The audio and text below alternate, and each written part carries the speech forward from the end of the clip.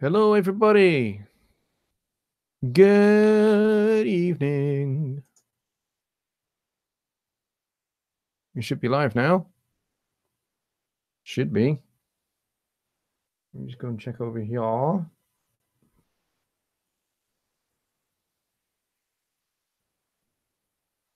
Let's see. What Beast is here? Just Bob is here. Hello, folks. I'm just getting my laptop set up.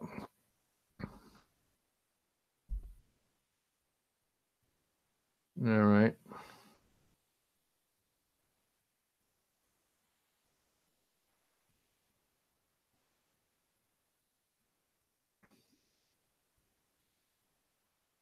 Interesting.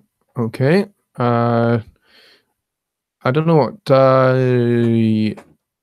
options you've got for quality.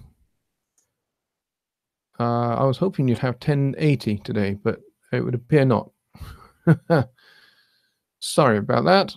It would appear the best we've got is 720. Which is a little bit annoying.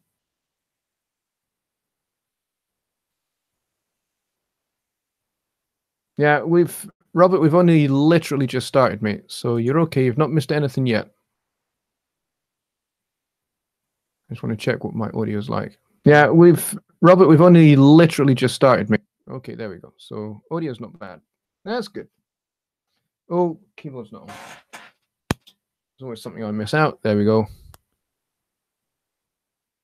And my good friend Mike Neighbor is here, using his YouTube name Peace Valley Audio. Good to see you, mate. And he said something, but he retracted his message, so I don't know what it is. Unfortunately. So there we go. Let's see. Gosh, we've got people commenting already. That's pretty awesome. So let's see. Let's get started in just a minute. Jazz, good to see you, mate. Yes, I'm doing fine. Thank you. I'm doing good. It's been a long day. My day. Oh, you had to switch accounts. Okay. Yeah, my day started at about 5:30 this morning, and I finally got my first break at about 9:30 tonight, which was not that long ago. So it's been a busy one. Church in the morning. I was playing bass this morning, and then very busy the other side of town, doing some work for somebody else, and got home, as I say, around about 9:30 tonight, which was, so it was a long one. So I haven't really stopped for very much to eat. I had a sandwich about half an hour ago. So, how is everybody? I hope you are okay. And let's see who we got. We got Dooley Still is here. Good to see you, Dooley. Welcome back, my friend. Not seen you in quite a while. Woodbeast is here. And Just Bob is here. And Bob T is here. Hey, Bob. Good to see you. And who else do we have? And Jess. And that's it so far. Talk to me about how YouTube works. Yes, we will definitely do that, Mike. For certain, we will talk about getting your videos up into YouTube and how you can make your videos much more searchable, which is really important, especially if you want, lots of people to watch your videos, and then that helps you go up the rankings, and then people get to find you and people get to know you, which is really important if you want to grow your channel. It's taken me a long time to get where I am now, I'll tell you that, Mike. It's not necessarily easy to build a following on YouTube. There are people out there that offer all sorts of shortcuts. You pay them a fee and they will flood your channel with subscriptions and that kind of thing. Just Bob says, use the word cat for the first name of your channel. Okay. um, yeah, there's lots of ways to, you know, having a cool name is one thing, which I don't have because I'm just Johnny Litchfield Studios, but that's the only name I could think of for my brand, really, because, you know, finding a name for your brand is nearly as hard as a name for a band. And, you know, anybody that's ever been in a band knows what that is like. So, you know, it can be pretty hard to find a name for anything. It's like, you know, naming a kid is not as hard as naming a band. I don't know why that is, but it just isn't, you know. I mean, take my two kids, for example. Anna, we named almost the instant she was born. My daughter Anna, and she's 8, nearly 9. And my son Samuel, we named him pretty much the moment he was born. Just like that. Bang, he is Samuel. There you go. Job done. So, you know, that was easy. But, you know, trying to find a name for a band that sounds cool, that people are gonna that encapsulates everything that your band is, the kind of songs you write, the kind of music you make, that's hard. It's, yeah, it's the same as, you know, a brand name for a product is essentially what you're doing. You need to think of yourself as, you know, as a product, because that's what you are. If you run a studio and your intent is to be a commercial studio, then you have to sell yourself as a product. You are a product. Your business is your brand. And so, you know, Peace Valley Audio is a great name for a studio. I like that. So, you know, make the most of that. Get a nice logo done, get some nice graphics done. You know, when I first started my business a long time ago, way back last century, in fact, I did all the graphics myself. And, you know, it was a cheap and easy way to do it, but I'm not a graphics expert. So I didn't know what was going to sell, what was going to look good, what was going to be appealing, and what was going to encapsulate what my business is. So it took me until maybe about 4 years or so ago before I kind of realized that I needed to address that issue.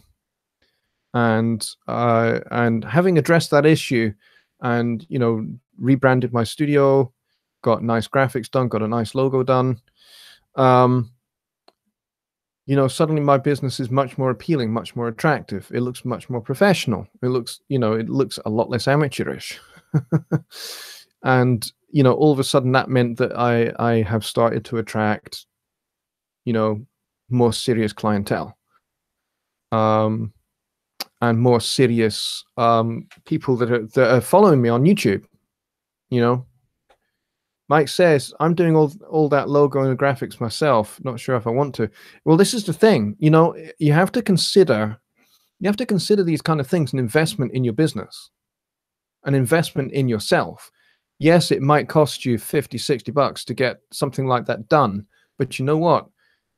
You'll make that money back and more. So yeah, Bobby says, I know how hard it is to come up with a company name, and that's what I'm doing now. Yeah, it is. It's hard.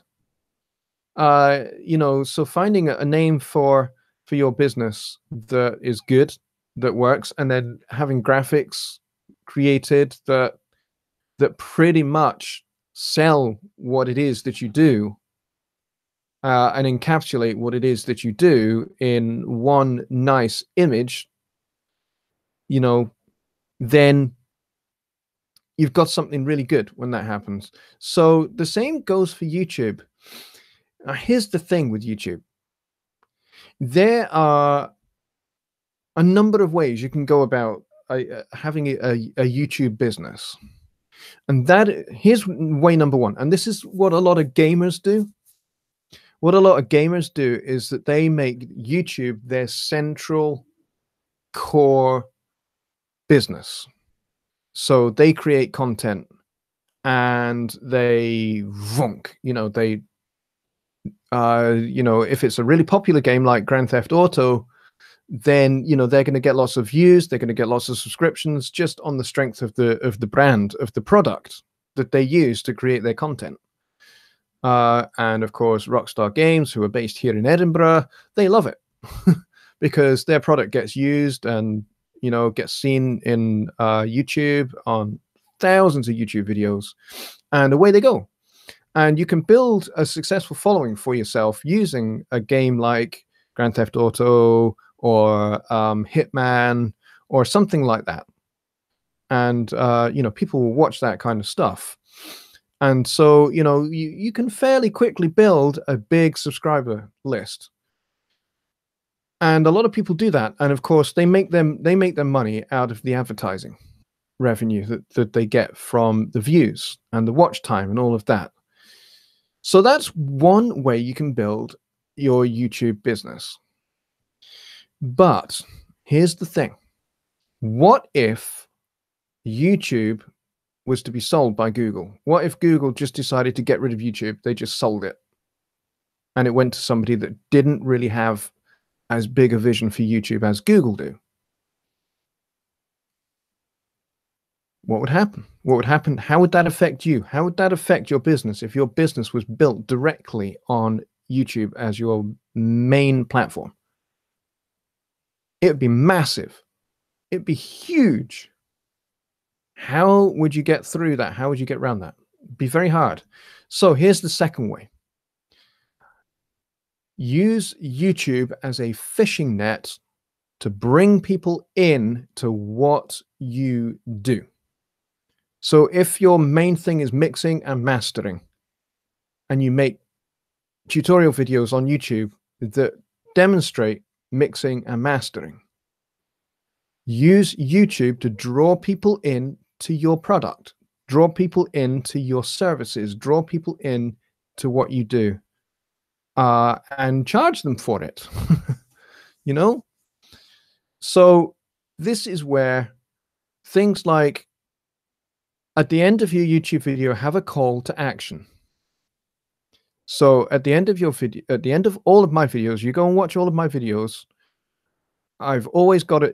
If I don't actually say it verbally, then it's there as a graphic at the end of my video, which is, please like, subscribe, go visit my website. So that's a call to action.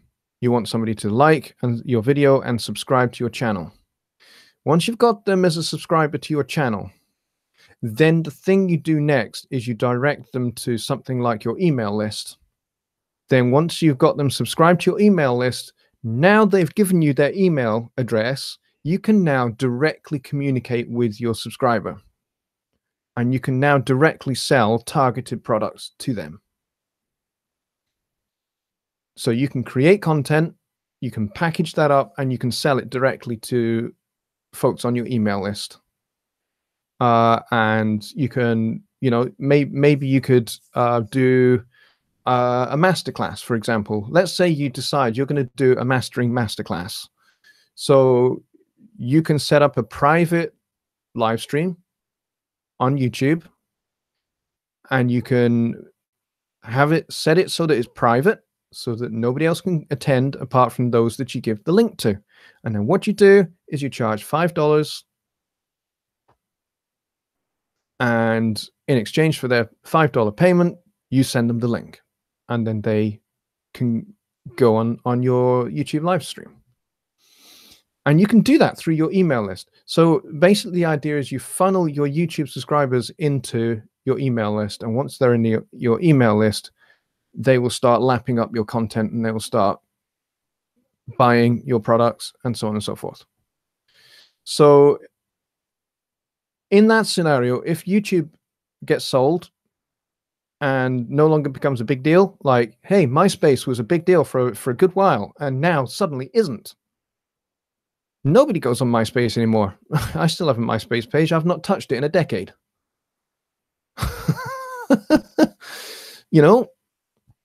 MySpace fell right off the social media radar. And now, Facebook is the thing. But, what if YouTube, which is probably the biggest video platform in the world, let's say that falls away. If all I'm using it for is a fishing net, it's not going to affect me too badly because I can just say, hey, I can send an email. I can send an email out to my email list. I can put up a short little video on YouTube saying, hey, come over to X platform because this is where I'm going to be posting my videos from now on because YouTube is going bye-bye, etc. Not saying that it is, but, if that was the scenario. And there you go. You can ship your viewers, your subscribers from your channel over to the other platform. The other platform is way better in this scenario. And all you've done is you've just gone, okay, this fishing net is broken beyond repair. That's fine. We just go and get another fishing net. And that's it. And you just continue to funnel people through into your email list and buying your products. It doesn't affect you too badly.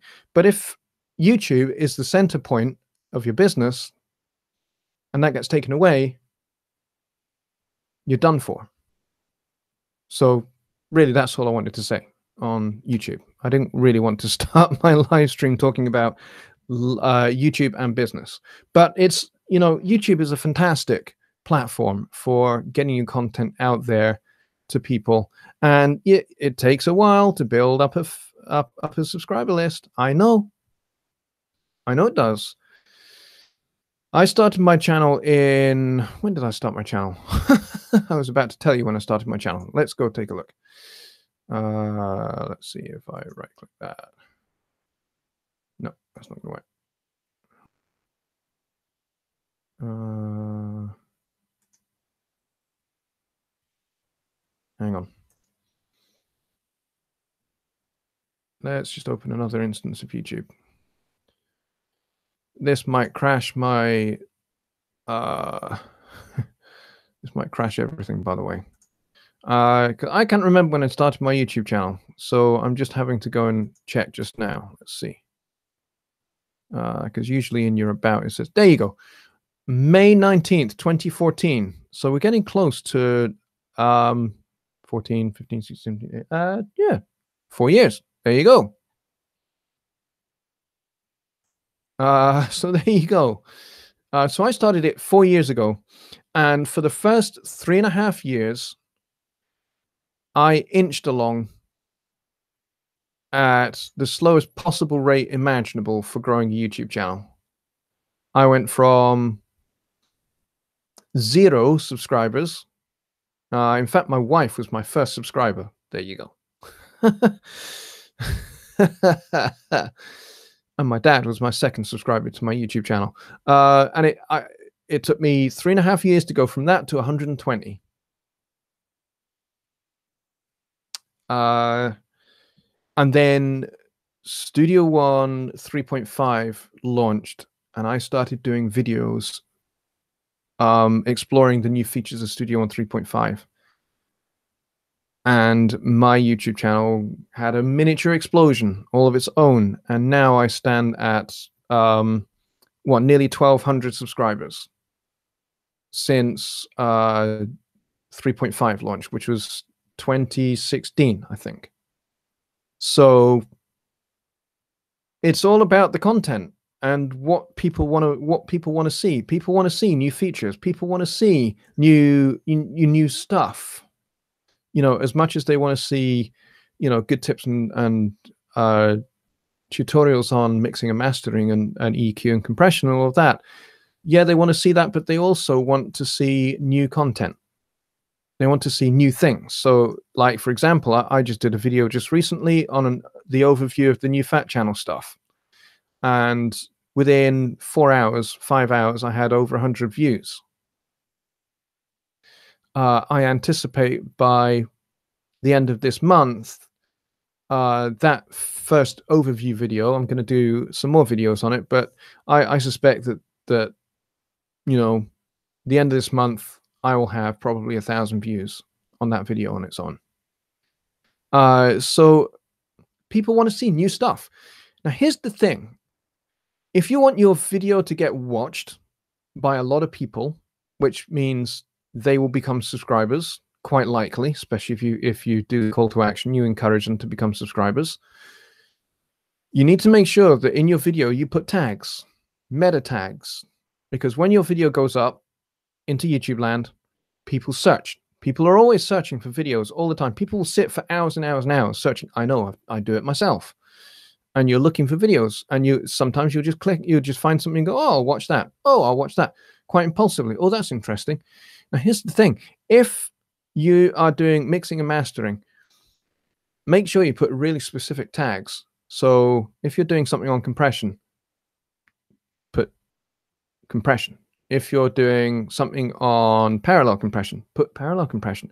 If you're doing something on EQ, put EQ, or the particular brand of EQ that you're going to be featuring, or whatever it might be. Like for my my Fat Channel overview that I did just a couple of days ago, I think in my tags I put PreSonus, Studio One, Studio One 3.5,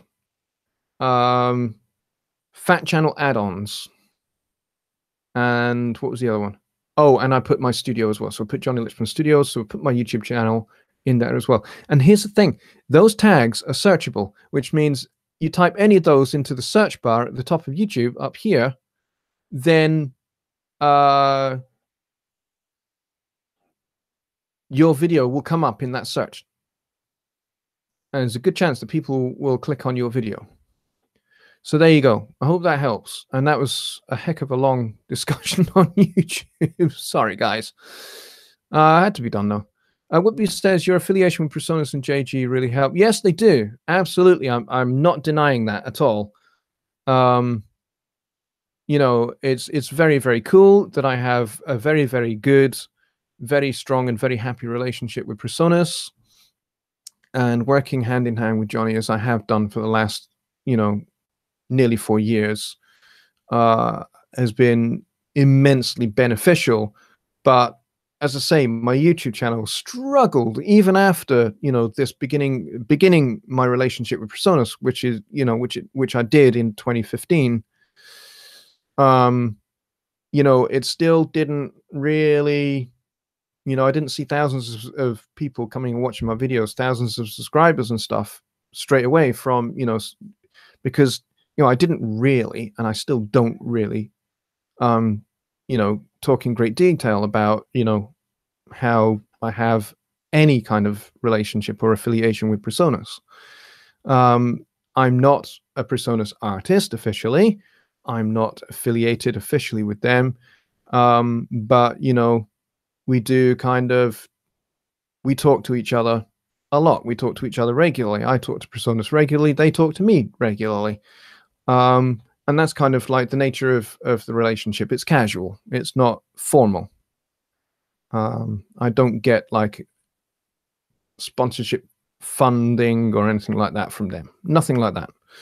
But yeah, I do some things for them and they do some things for me. And that's kind of how it works, really. It's quite casual. Let's see. The card pics you posted felt legit and trustworthy. Yes. Yep, that's cool. So what else we got here? There's a problem with social media versus your own private channel. Yeah. Facebook ads. Yeah, Facebook ads. Don't bother with Facebook ads. Really. Really, just don't bother with it. They're not really gonna help you too terribly much. To be honest, your best advert is people. Your best advert is building relationships with people. And, you know, the only reason why I'm in the position that I'm in now is because I've built relationships with people. The only reason why, you know, when I need help, I could call on people is because I have built a relationship with people, and I got totally blown away. And I didn't really make that big an issue out of the particular time recently when I needed help. And a lot of people that I now relate to, and a good number of you are right here watching this live stream, pitched in and helped. And you did that because you have a relationship with me. I have a relationship with you. And that's, you know, that's your best advert. If I want people to buy my records, if I want people to buy my products, the best way I'm going to do that, rather than doing a 30-second video that says, hey, buy my product, buy my record, buy my music, go to Nimbit and buy it now. It's not really going to work. Build a relationship with somebody and allow them to get to know you. And then as you do that, they will entrust you and they'll go, oh, this is a person that's trustworthy. Therefore, they must make good stuff. And they're more likely to buy it. And that's kind of how it works, I think, anyway. And, you know, I'm not a business expert. If you want a business expert, go talk to Graham Cochran. You know, that guy makes $1 million a year doing what he does with Recording Revolution. It could be argued he's been doing it for 9 years and he was probably one of the first people to be doing it. So therefore he's kind of, you know, he's kind of built this niche that we're all now doing. But you know, he's a smart young man, a very smart young man, very clever, and really, really knows what he's doing with, you know, getting people in and getting people interested in you and your work and buying your products. He's absolutely got it nailed down. And he says the biggest thing for him and the thing that makes him, you know, 80-90% of his money is his email list. You know, if he has a webinar, if he decides, hey, I'm going to do a webinar on X, he'll just send an email out to his email list saying, hey, I'm doing a webinar on X time on this subject. Now, usually to attend his webinars, it's free. There's no door charge, so to speak. So, you know, you go, you attend his webinar, and usually at the end of the webinar, there is a chance, you know, he will sell you something. He will sell one of his products. He will sell something of value. And that's how he does it. And he charges, you know, reasonable amount of dollars. And, you know, at the end of that webinar, he could easily have 50-60 people just like that in about 10 seconds purchase whatever that is at the end of the webinar that he sells. And if he's charging $200, $300 for it, well, that's a lot of money he's just made in about 30 seconds. So he's got that absolutely nailed on. But that's how you do it. And I am not there yet by any stretch of the imagination. But, you know, these are the things I'm learning, and these are the things I'm learning to apply. So there you go. Anyway, why are we talking business and stuff? This is Sunday Night Live. We should be talking about songwriting or mixing or something. And I actually do think somebody had an audio question, and I was going to go and grab it before I got sidetracked. Sorry about that. I have to go find that now. Let's see. Who was it? Who was it who had an audio question? I'll try and find it now. Yeah, if you had an audio question, please repost it. Just post it again, and I will get to it right now. Because I don't want to miss anything. Don't want to miss any of your questions, so I'm sorry if I have done, if I've not answered your questions yet. I can't seem to find it, wherever it is. Just Bob says you should post the link to your music. Yeah, you're right. I probably should. I can certainly do that. If you're interested, I can certainly do that. Let me go get it. You may have to copy paste the link. It may just give you a 404 if you try and do it directly. You may have to just copy paste that into your search, your Google search, whatever it is that you use, or Firefox, or whatever it is you're using. If you try clicking the link directly, it might just give you a 404. But that's a bug with YouTube if that happens. Let's see. Khalid does great webinars. Yes, he does. My good friend Khalid does some fantastic webinars. Absolutely.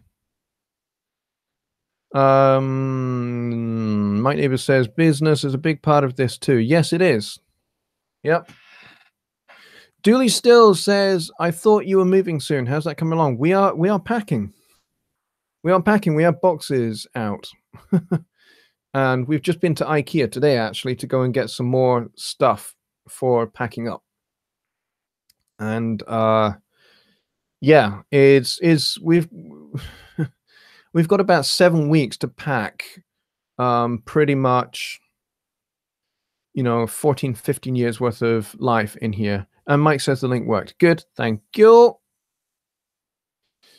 It was Robert. That's right. Robert Overbeek had the question. He says, I was wondering if you made a video on how to edit nudge audio to line up a short phrase. I don't have a video, as far as I know. I don't. Yeah, I don't think I do. So here's what to do.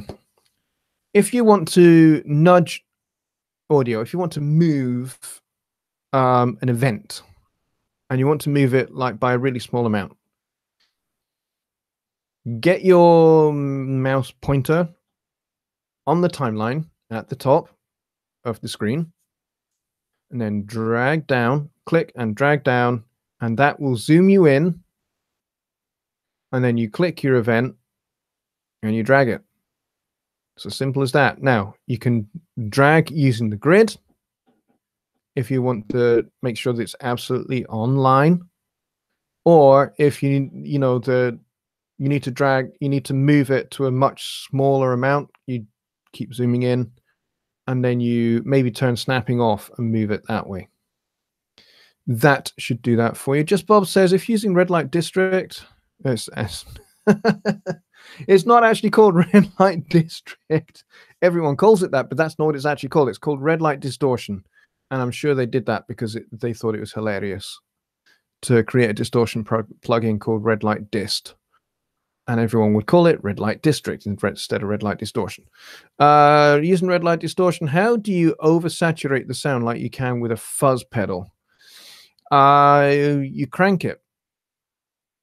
You pull your output level down because you don't want it to be too loud, and then crank that big knob.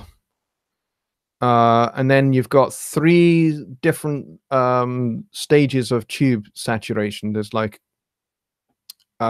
settings, so just choose one that's going to give you that sound, and then it's a combination of your output and your input, and that should give you what you're after that for that fuzz kind of sound. Rainer is here from Y64 Studio. Good to see you, mate. He says, Hoffa make a new song contest if anyone is interested. Cool. Yeah, I see that they do songwriting contests fairly regularly. Woodby says, on a stereo file, the top right channel is perfect in volume. The bottom left channel has one spot where the volume is low. Is that fixable? Maybe Melodyne. I wouldn't use Melodyne to adjust volume. You could try using the binaural pan. That would be one way to try and balance that out. If it's a stereo file, you can go in and edit the stereo file. You might need to split it into 2 mono files. That's a possibility. You might need to split it into 2 mono and then adjust so effectively you have 2 mono channels effectively, and then the left channel, so to speak, you then just clip gain edit to increase the volume. That would be one way to do it. So yeah, a couple of ways in which you can skin that particular cat with Beast. Bobby says, have you used all the plugins yet from PreSonus? What, every single one that's in Studio One? Or are you referring to the Fat Channel plugins? If you're referring to the Fat Channel plugins, yes, I have. I've given them all a pretty thorough road test, and they are all outstanding. Got to tell you that, and I'm not just saying that because I love PreSonus Gear. I do love PreSonus Gear, and I do have a good relationship with them. But yes, these are genuinely actually outstanding. Whoopi says, how would you split them? That's a very good question. Off the top of my head, I'm not entirely sure. You probably want to do it from, I think if you're in the pool, I think if you right click the audio event in the pool, it gives you an option to split to mono, I think. I would check that. I think that's one way in which you could do that. Just Bob says, I meant to add to the link to the bottom of your page, not in the chat. Oh, you mean my YouTube channel? Is that what you're referring to? Because I suppose I linked to my website. If you go to my website, there's a link directly there, actually, in the sidebar. I can show you that. Yep, I can actually show you that. Hang on a second. So if I share my screen and go over here, and the link to my music is right here, where it says "By Belonging to Tomorrow" by Johnny Lipsham. So you should be seeing this in just a sec. Okay, you should be able to see this. If you click on this fantastic graphic here, this is a little screen grab of my Nimbit page. If you click on this, it'll take you straight to my Nimbit page. And all the music is there. My EP from 2016, Belonging to Tomorrow, is there, and my single from last year, Softly Spoken, is also there. And you can purchase both of those right there. So I hope that helps. So there we go. Hope that helps.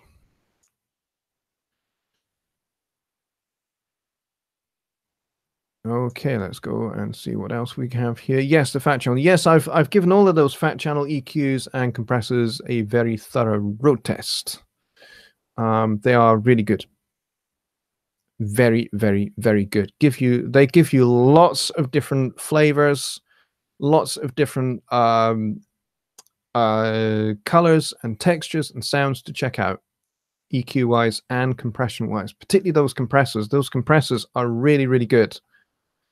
You know, there's a really good DBX 160 that you can get your hands on there. There's a really, really good Fairchild that you can also purchase, and the Fairchild in particular is really good. It's pretty spot on to what a Fairchild actually sounds like. It's the FC 670, I think it is, and it's really, really good. So go check that out. Yeah, just Bob says, yeah, I hope you saw the link there on my website. So go and check that out. We're a little bit thin on the ground tonight, guys. We've only got 12 people, which is a bit of a shame. We normally have more than this. So a bit of a shame. Let's see. What else do we have for questions? You guys are talking about that Hoffer contest. That's very cool. Hope you guys, a few of you guys are going to go and enter. That would be very cool. It's Mother's Day over here. Yes, it is. I do realize that. Yeah, and it's not here. We have ours in March. So, but my sister lives in Chicago, and she contacted my mum and you know, did the whole, hey, happy Mother's Day. So my mother's very cool. She's very lucky. She gets 2 Mother's Days per year.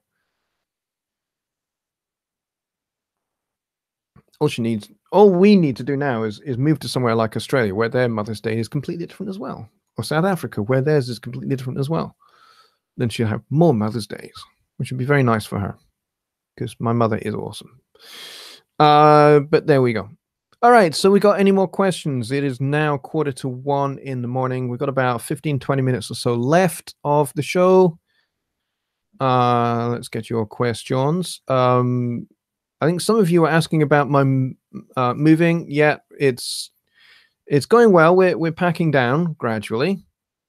We will be moving on July 2nd, and I will be doing my final stream from this studio just before it, the weekend before July 2nd. Let me see when that is going to be.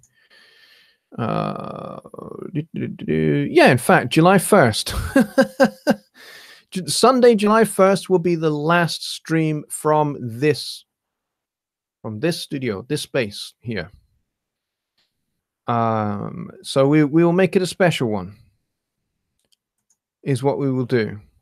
Rainer has to go because his wife Vera is unwell. Well, please send her my love, won't you? And I hope she gets well soon. And go and have a good night hanging out with her and caring for her. And I hope she gets well soon. Bobby Booth is asking about the VIP site. The VIP is coming along extremely well. I am in the process of actually uploading content to that now. We've got the basic infrastructure ready to go already. We're just designing it out and making it look good.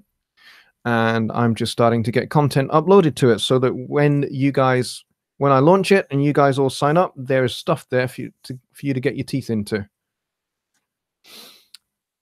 So there you go. And Woodbeast is suggesting I video the move. I will video some of it. I'll video kind of the move as it relates to this studio, I think is what I'll do. So my final stream from here on July 1st may well be done on my cell phone because I suspect that this room will be empty.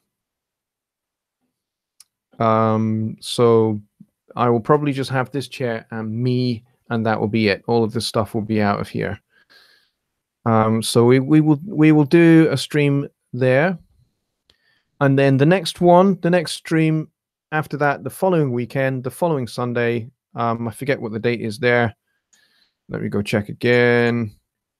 July 8th, we will be in the new studio space with all the stuff in, and we will be doing possibly my plan. Here's my plan, folks. My plan is that I will be using OBS to do my future streams once I've moved, because we will be getting fiber optic broadband, so we will get a lot faster upload speed, which means I can do fantastic, awesome, all singing, all dancing live streams, complete with Studio One and all of that fun stuff. So my picture quality will improve 1,000-fold. The audio will improve 1,000-fold. The works. Live streams should be a lot better from July 8th onwards. That's the plan. I'm going to make sure that I have the fiber optic internet installed pretty much from the day we move in, so that it's all up and running and we just plug everything in and we go. That would be my plan. And I'm really, really looking forward to having much faster broadband, much faster internet, bigger much broader bandwidth, which means I can do really cool, much better quality live streams. So that is going to be the plan. So hopefully that will come off, and hopefully that first live stream that first live stream with the new broadband will be a little bit of a test to see how the internet works and see how well it copes with live streaming. So be prepared for that. So yeah, we've got about 6 weeks, 7 weeks or so before we move. Just Bob says, when moving out the last live stream, are you going to go all R&R style and destroy the dwelling? Unfortunately, we are not, because this is rented property and we would quite like to get our deposit back. Thank you. But that's a great idea. If this was our own property and we were selling it and the people that were buying it, maybe we didn't like them, yeah, maybe I'd be tempted to punch a hole in that wall or something like that, or maybe set fire to the fridge or something. That would be fun. Robert Overbeek says, how's about a short demo on ways to work with a diminished chord in the rhythm, say in the key of D? So C sharp diminished. Okay. So key of D. Hey, didn't want that sound. Let's go with hang on.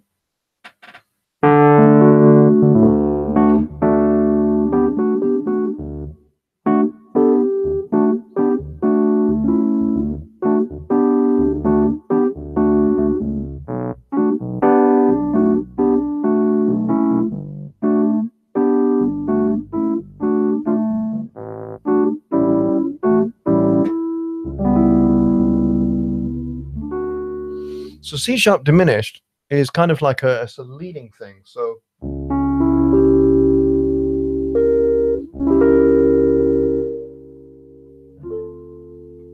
kind of tends to go to a minor chord rather than a major. Just because of the way, you know, the way the voice leading is.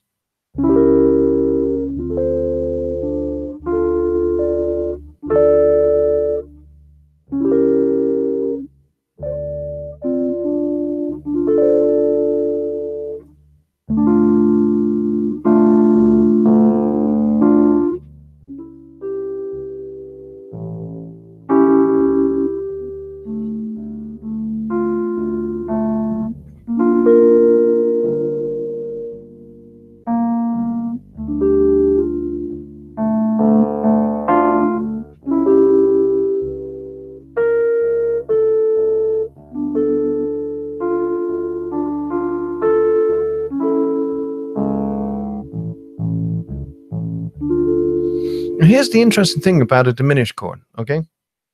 It's all built out of minor thirds, right? But really, another way to think about the diminished chord is to think of it like this. If I play the C sharp, the E, the G, and the B flat, you've got C sharp diminished, okay? Now, if I change the bass note to an A, you have A7 flat 9. So if I was to do a minor 2-5-1, I would want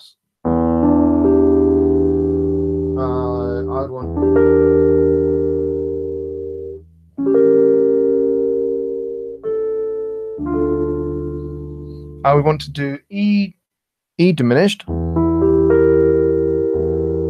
because I need that B flat because, you know, that's the key signature of D minor, and then I'd want A7 flat 9,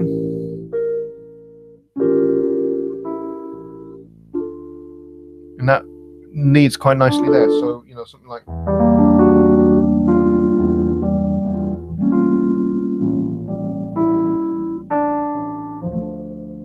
okay, so flat 9, sharp 5 on the A there. So you got the F as the sharp 5, and then you got the B flat as the flat 9.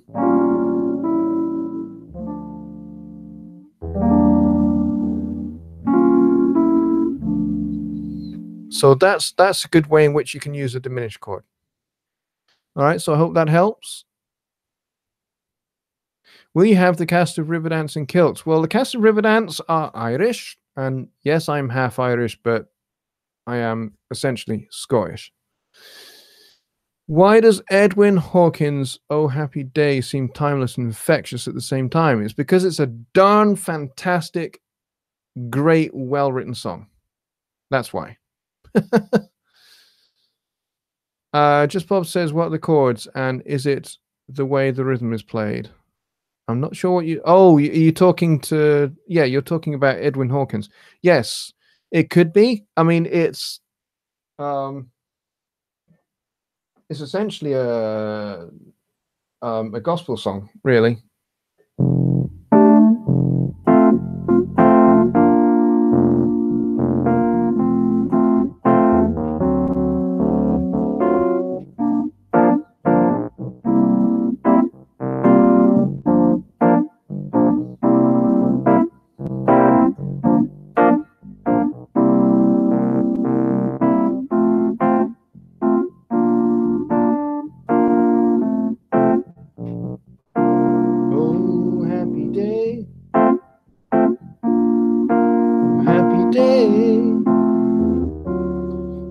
Jesus was, when Jesus was, when Jesus was, He washed my sins away. Is that the song you're referring to? Because it is a great song. And I'll probably get a copyright strike now. It wouldn't surprise me. And then this live stream would have to get pulled. JL, did you see Dooley's question? Dooley's question. What question? I can see there's something about pizza, but I'm not really sure what that's all about. Not really sure what that's about. Sorry. Not really sure what that's about, so you'll have to maybe explain that a little bit more. Yes. So, okay, Just Bob, that was the song you're talking about. Okay, yeah. It's essentially a gospel song. And gospel songs, pretty much by their nature, are incredibly infectious. Because they're deliberately written that way. But it is just really simple, you know, kind of this whole idea of, you know, this whole idea of kind of like F, B flat, and then you go to chord 6, which would be D7 sharp 9, which leads you to G minor, so you get this nice little 2-5 thing going. G minor, C7.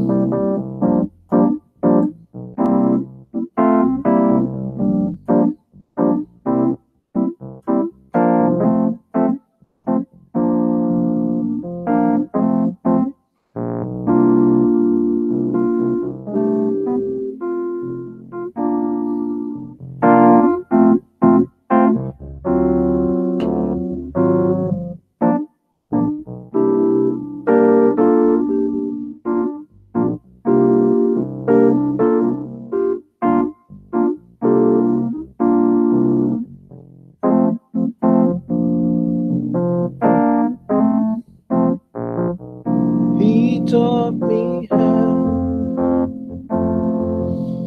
to watch and pray, watch and pray.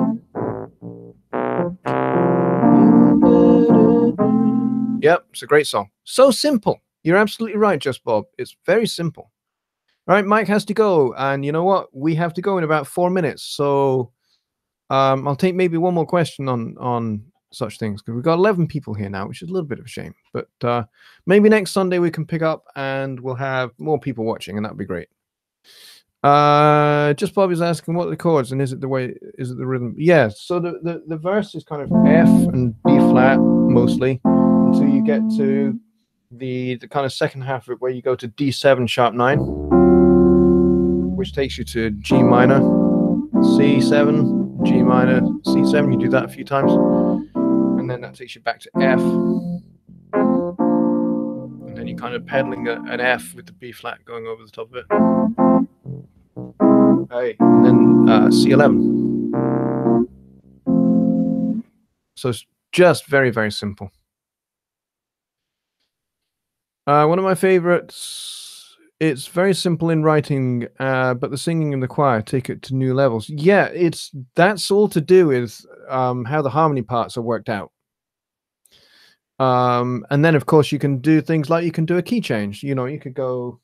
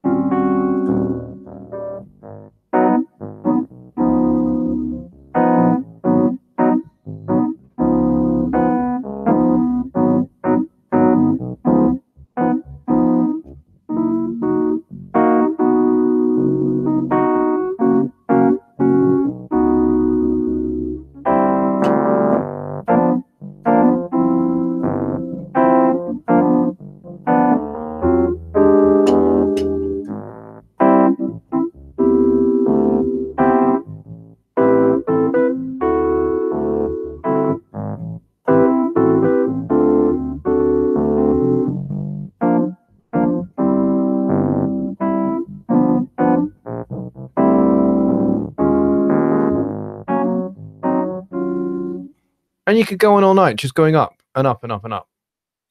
And actually, quite often in Pentecostal churches like that, they'll often do that. They'll do multiple key changes.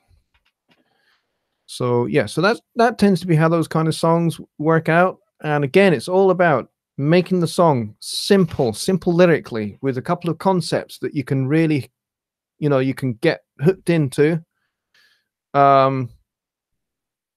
And a simple melody, simple chord changes that anybody can play, and away you go. You've got yourself a really, really catchy song. Give it a good beat, a good rhythm, and make some nice, interesting vocal harmonies out of it, and you've got yourself a great, great song. And that's exactly what Edwin Hawkins did with that song. And that's why it's so successful. And that's why, it's been used in, I don't know how many TV commercials, how many times it's been played on the radio, how many times it's been used in a musical. I mean, there are several musicals that actually have that song in it. So Edwin Hawkins has made himself a miniature fortune out of that one song. And it's really, really simple. The building process for that song amazes me. Yeah, exactly. You build it up in simple. This is the beauty about a good song, is making, even if it's a really complex song with lots of chord changes and lots of other things going on, if you make it sound simple and sound easy, then the listener has an easy time getting their head around it. So yeah. So there you go. All right, so I'm going to wrap up the show here, I think, because we're about 2 minutes past 1 in the morning. But just to say, VIP is nearly ready. I will be doing a special stream where I will announce when launch day is going to be for that, and then we'll do a special stream on launch day itself, and I will give you a guided tour around the VIP lounge and how you can get yourself in, and all of that fun stuff. So all of that will get sorted in the next couple of weeks. As I say, that's still a work in progress. Moving is still a work in progress. Yeah, I have more videos coming out on the Fat channel, so I will be going into some of the paid for plugins, and I'll go into the RC500 and VT1 components that you get for free. I'll go into those a little bit more. I'll do some sound examples, all that kind of stuff. Yeah, any new stuff that comes out, I will try my very best to review it. Where can I find the email address? Says Robert Overbeek. My email address, or I'm not sure what you're referring to there, Robert. If you're talking about the sign up for my email list, it's in the description down below. Go have a look at the description down below, and you'll see there's a link. It says sign up to my email list today. Follow the link below. You just click that link. You just put your first name, your last name, your email address, hit submit, and you'll get added to the email list. You'll get a whole bunch of content that I'm not going to post here on my website or YouTube or Facebook or anywhere else. That content is just for those that are on my email list. You'll also get advance notice of when the VIP is going to launch, because I'm going to give my email list an exclusive behind the curtain look, a little sneak peek of what it looks like and what you're going to be getting, what you're going to be able to get if you sign up for it. So I'm going to do that for my email list folks.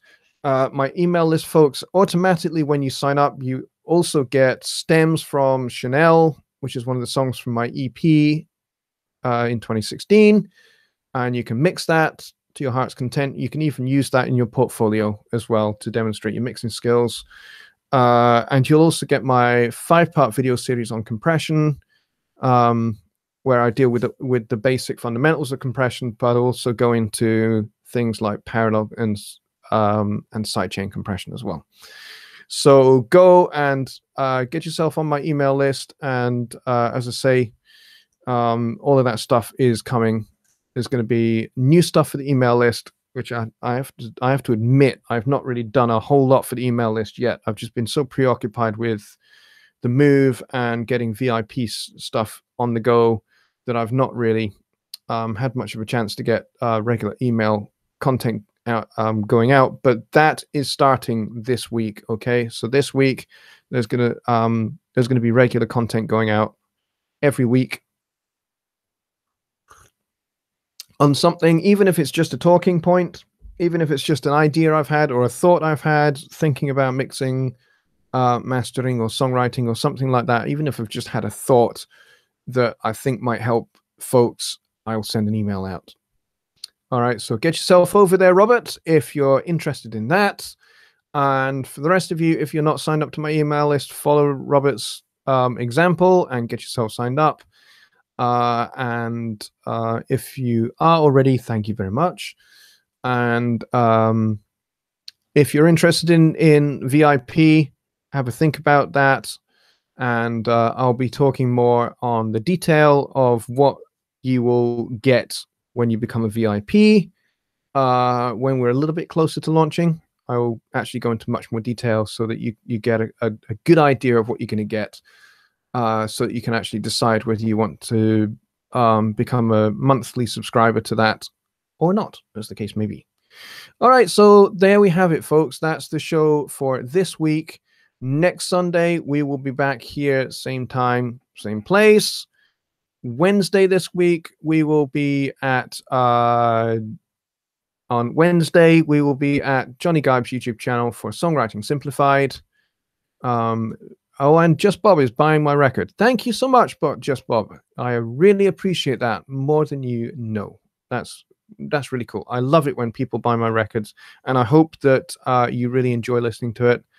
If you buy the deluxe version, you will get a behind-the-scenes video as well, and some other bonus goodies as well that you get. So, yeah, there it is, folks.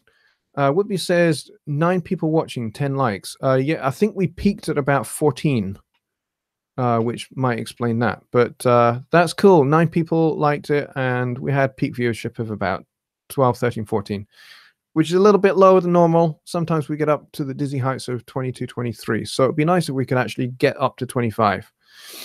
Whitby says, see you next Sunday. Yeah, don't forget Woodbeast, Songwriting Simplified on Wednesday over on Johnny's channel. All right. Take care, everybody, and thanks for coming.